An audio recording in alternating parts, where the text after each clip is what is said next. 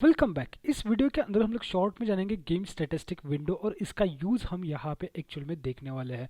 तो बेसिकली अगर आप यहाँ पे गेम व्यू के अंदर आते हो और थोड़ा सा ये पैनल आप यहाँ पे एक्सपांड करते हो तो आपको यहाँ पे स्टैट्स करके एक विंडो दिखाई देगा और इसके ऊपर क्लिक करते ही यहाँ पे एक स्टैटिस्टिक का पॉपअप आ जाएगा।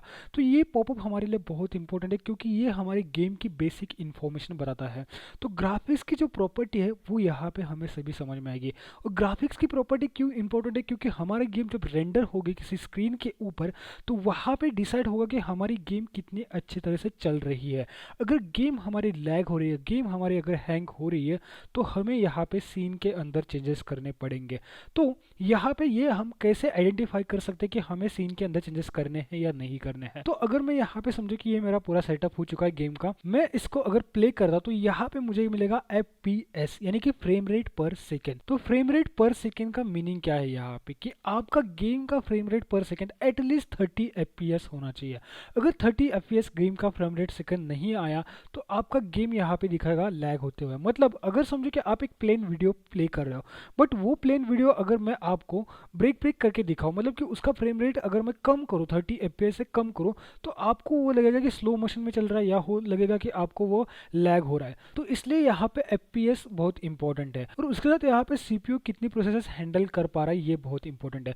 अब यहाँ पे मैं एक चीज़ आपको क्लियर कर देता हूँ कि अगर आपका कंप्यूटर बहुत अच्छा है, आपका लैपटॉप बहुत अच्छा है जिसमें हो सकता है कि 32 GB रैम हो और हो सकता है कि अच्छा डेडिकेटेड ग्राफिक्स कार्ड है, तो आपको यहाँ पे आप कितना भी हेवी गेम बनाओ तो आपको यहाँ पे 200 के ऊपर FPS दिखाई देगा। लेकिन ये मैटर नहीं करता क्योंकि आप जब इसको डिप्लॉय करोगे तो एक नॉर्मल फ़ोन के अंदर डिप्लॉय करोगे, आपकी टारगेट ऑडियंस रहेगी 4 GB रैम वाली मोबाइल।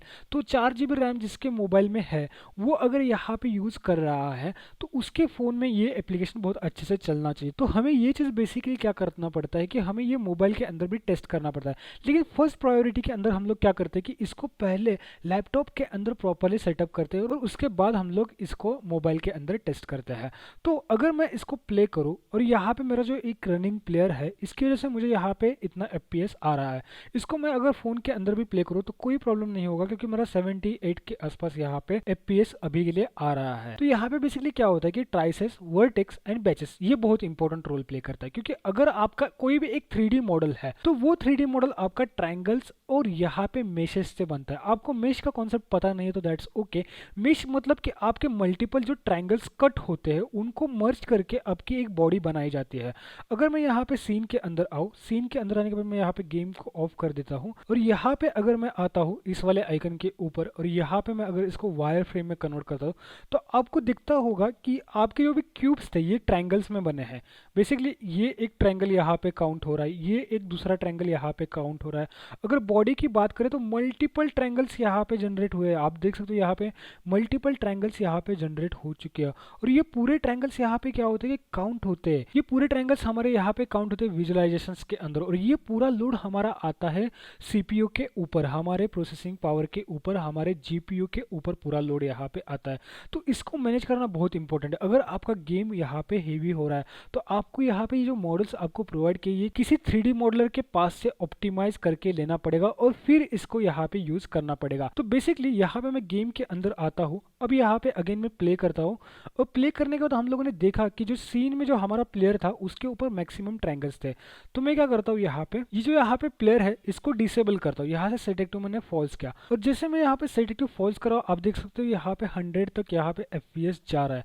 दैट्स मीन्स हमारा लोड कम हुआ। अब यहाँ पे मैं फिर से एनेबल कर देता हूँ तो आप देख सकते हो फिर से हमारा FPS यहाँ पे डाउन हो चुका। तो ये FPS का डायरेक्ट कनेक्शन है कि जो आपके कैमरा के सामने रेंडर हो रहा है वो चीज़ यहाँ पे कितना लोड दे रही है आपके GPU के ऊपर। अब नेक्स्ट चीज़ पे आते हैं, अगर आप यहाँ पे एनेबल करते हो तो आप देख सकते हो कि ट्राइसेस की काउंट भी यहाँ पे बढ़ रही है, वर्टिस और बैचेस ये तीनों इंटरलिंक है, इनका काउंट अगर बढ़ता है तो आपके सिस्टम के ऊपर लोड आने वाला है। तो इनको अगर आपको प्रॉपरली ऑप्टिमाइज करना है तो आपको यहाँ पे ऑप्टिमाइज 3D मॉडल्स यूज करने पड़ेंगे और उसके साथ ही कुछ सेटिंग्स आते हैं उनको आपको यहाँ पे चेंज करना पड़ेगा। तो ये स्टैटिस्टिक विंडो आपको बहुत सारी बेसिक इन्फॉर्मेशन यहाँ पे प्रोवाइड कर देती है और वो कैसे आप यहाँ पे एनालाइज कर सकते हो ये मैंने आपको यहाँ पे अभी इस वीडियो में बताया है। तो आई होप इस वीडियो में आपको ये चीज़ समझ में आई होगी। चलिए इस वीडियो में इतना था, मिलते हैं नेक्स्ट वीडियो में।